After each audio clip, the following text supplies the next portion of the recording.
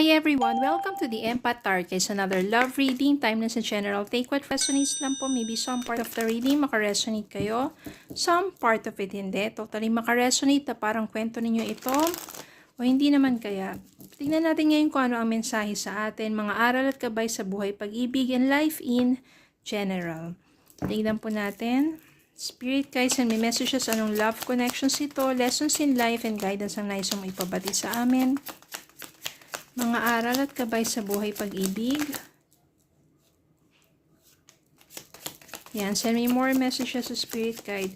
Yung mga nag-flip or tumatalo ng mga cards, yun yung mga malalakas na mga energies.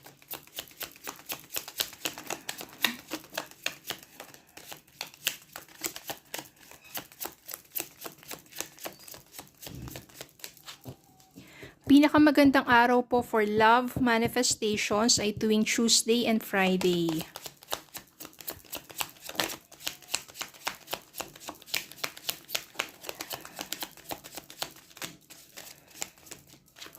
Ayan, try po natin itong mga to. Ayan, ito po muna.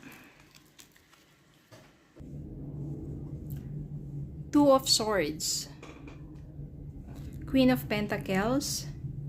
King of Swords, Three of Wands, Two of Pentacles, the Tower, Knight of Wands, Temperance, Five of Swords, King of Cups, Ten of Cups, Five of Cups.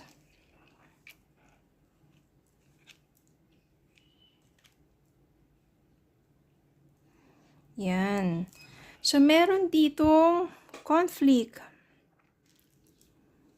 Yan. Conflict. Bakit kaya? Kasi merong ibang mga persons involved dito. Maybe ikaw si Queen of Pentacles, may kaya ka, masipag, masinop. Yan. Maganda ang iyong kabuhayan. Tapos na-involve ka sa dalawang tao. Si King of Swords, siya yung someone na sabihin natin thoughtful, hindi siya ganun ka nagpapakita ng mga ano mo yung PDA or sweetness, pero he is someone who is thoughtful, 'di ba? Honest to, and conversational siya. Parang pagkausap mo siya, ang dami mong natututunan sa kanya. Pero namang isa, si King of Cups, siya naman yung emotional, pero mature naman siya emotionally. Hindi maano yung temper niya, hindi maikli ang temper niya. Yan, wise din to, kalmado lang. At ito yung masasabi mong, yung nagpapakita ng sweetness, 'di ba? Mararamdaman mo ang sweet naman ng taong ito. Ngayon parang nandun ka sa pagitan nilang dalawa. Kaya, hindi pa naman talaga sabihin natin yung commitment, no? Nandun ka lang sa dalawang sabihin natin manliligaw o dalawang tao na ando ka sa gitna at naiipit ka. At hindi mo alam kung sino sa kanila. Merong times nga dito na parang nagkagulo. Ayan, oh. Conflict, Five of Swords, at saka yung the Tower, nagkagulo. May mga moments siya na nagkagulo. Kasi hindi mo pa kayang timbangin kung sino sa kanila eh. Balance dito ang kailangan mo. No, balansein mo ano bang nandiyan sinasabi ng puso at isipan mo. Hirap na hirap ka mag-decide sa kanilang dalawa. Wala pa naman sa kanilang dalawa, pero ang nangyayari parang pinagsasabay mo sila. Pinagsasabay mo silang kilalanin at timbangin. Na feeling nila na parang nabibitray sila. Na parang ako ngayon ka-date mo, tapos bakit meron ka pang ibang kinikita rin? Di ba? Parang ano yun? Namimili ka sa amin dalawa. Parang nagkaroon ng conflict dito at kaguluhan. Na dumating sa point na parang nalaman ng isa na ganun yung nangyayari. Tapos, parang pareho silang or hindi nagparamdam. No, parang dalawa-dalawa sila tapos biglang pareho silang hindi na nagpaparamdam. Kasi parang siguro nasaktan or parang, ano yun na-disappoint. Bakit ganun ang nangyari? Pero dumating din yung time dito na masasabi natin yung isa talagang nag-pursue. Ito yung Knight of Wands, nag-pursue siya na parang hindi naman siya nagalit, ganun. Kasi wala naman nga kayong masasabi nating label pa. No? Pero na doon pa lang kayo sa point of getting to know each other, ganyan, MU, pero ang ano kasi doon, parang dalawa yung ka-MU mo. Yun yung naging conflict doon. So, you only need to balance. Ano ba talaga? Nahihirapan ka mag-decide Pero merong isang magpupursu dyan. Merong isang medyo lalayo. Isa naman yung magpupursu sa'yo.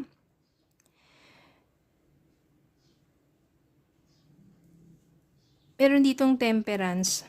Siguro kailangan hindi ka magmadali. You need to wait for the perfect timing. Kailan ba yan? Kapag naramdaman mo na deep within your heart and your soul na siya na talaga, yung wala ng pag-aalinlangan pa. So sa mga panahon na yan, pwedeng magplano ka muna para sa sayo, para sa sarili mo. Have some travel, go connect with the nature, para mas ma-feel mo at maramdaman mo at magkaroon ka ng sabihin natin yung inner, yung reflections, at the same time, you need to be still para makapag-isip ka ng mas maayos kung sino ba talaga sa kanila. And you also have to feel within you. Mahirap kasi yun parang may nararamdaman ka na doon sa isa, tapos meron din sa isa, pero sino ba talaga ang hirap, no? Sino ba talaga yung magpupush through sa'yo, which is merong isa. And mag-ingat ka lang kasi baka mamaya,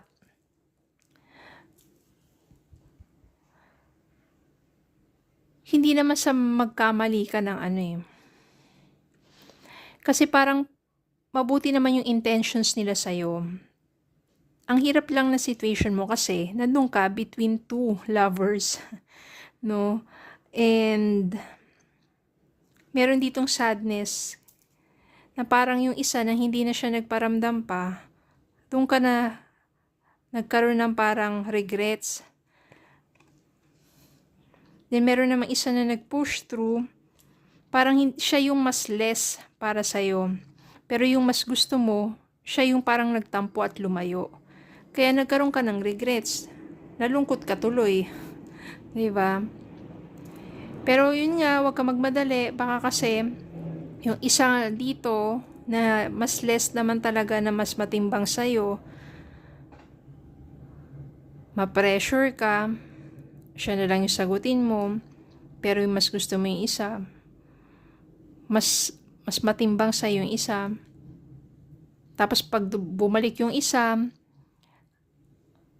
pero kayo na nitong naiwan, diba? Doon ka lalo magkakaroon ng regrets. Ang hirap ng ganong kalagayan. Parang medyo nabibigatan ako sa ganong kalagayan. Pero, mahirap talaga kapag, parang naiipit ka sa ganong mga klaseng sitwasyon. Pero I can sense here na moving forward with your life, darating din yung time na yung tamang tao para sa'yo. Paninindigan ka niya, magkakaroon kayo ng happy family. Kasi kung sino man sa kanila yung sabihin natin, naghintay ka, bumalik yung isa, or kung naghintay ka, hindi na bumalik yung isa, tapos yung isang porsigido, siya na talaga yung sabihin natin, nag-decide ka na siya na talaga, no matter what, bumalik man yung isa or hindi, hindi mo naman siguro kailangan na parang pagsisihan pa sa sarili mo kasi ibibigay naman niya sa'yo yung pagmamahal that you are longing for. Yung happy family, yung marriage na yan, yung stability, yung growth sa inyong dalawa. Kaya parang, umpisa, syempre mahirap, pero alin man sa kanila because pareho silang may good intention para sa'yo. Just pray na lang, ask for guidance, for signs. Tutulungan ka naman ng universe, ni God, kung sino talaga. Again, walang masama kasi pareho mong kinikilala. Ang mas masama doon is kung committed ka na sa isa, tapos biglang merong sumingit na isa, tapos hinayaan mo, naguluhin kayo, naging distraction, nasira ang pagsasama ninyo, di ba? Yun yung hindi maganda. Kaya wag po ninyong hahayaan na kung meron kayong maayos na relasyon, na maayos naman yung relasyon ninyo, pero parang minsan, you feel boring, ganun. Tapos bigla may pumasok, may sumingit na iba. Tapos parang feeling mo, oh, siya yung nakakapag-ano sa akin, ganyan ganito, pero hindi mo alam, tinitest ka lang pala kung bibigay ka, magiging marupok ka. Tapos yun yung ikakasira ng relasyon mo dun sa taong committed ka na. Diba? Minsan may mga ganong test, yung mga pagsubok sa relasyon ninyo eh. Pakaisipin mo at timbangin mong mabuti kung ano yung tama.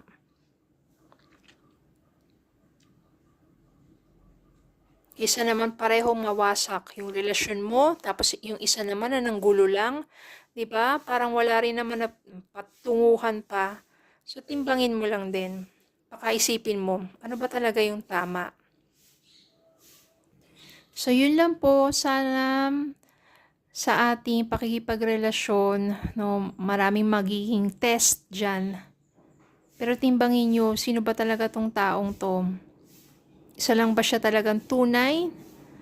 O isa lang siyang distraction sa existing na relationship mo? At palagi tayo humingi ng gabay, magdasal para ilayo tayo sa anumang distraction na yan. Okay, so yun lang po. Maraming salamat po for watching. Please don't forget to like, share, comment, subscribe, follow me on Facebook and YouTube. Have a good day po and God bless.